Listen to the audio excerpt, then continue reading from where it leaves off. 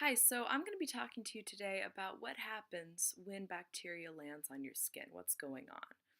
So, first you have your innate responses, and these are responses that are generalized. So, it can be for any bacteria, you're going to have the same response. And your first line of defense is your skin. So your skin is formed of a bunch of layers, your dermis and your epidermis, and all those layers of skin are just really compacted together. And it forms a really tough, thick barrier. And that's your first way you're being protected against bacterias. The second way you're being protected is from antimicrobial bacteria chemicals. That is defending against the bacteria. So on your skin, you're going to have your sweat, and that creates a salty buildup. And bacteria does not like salt, and so that is another line of defense for you. Then finally, you have your adaptive responses. So these are going to be once your bacteria gets underneath your skin, and now it is in your body. What happens. So your body's going to adapt to try and kill off this bacteria. So you have your humoral immunity. This is going to be about your B cells. So the B cells are making antibodies. The antigen binds to the B cell, and only specific B cells bind to specific antigens. And the B cells differentiate into plasma cells and memory cells.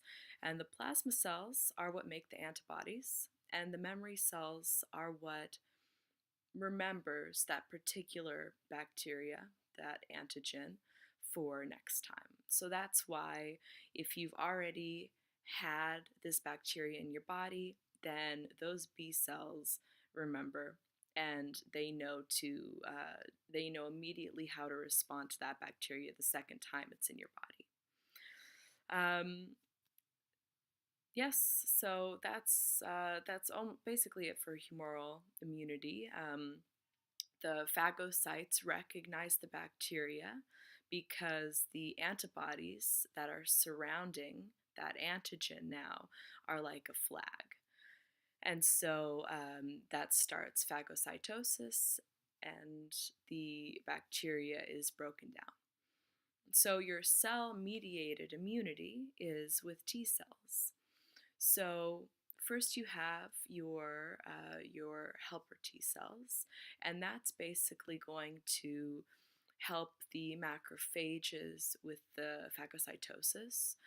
They're going to activate other parts of the immune system, and they're going to help with antibody production. And then you have your cytotoxic T cells, and those are the cells that kill. Now, the cell-mediated immunity is going to recognize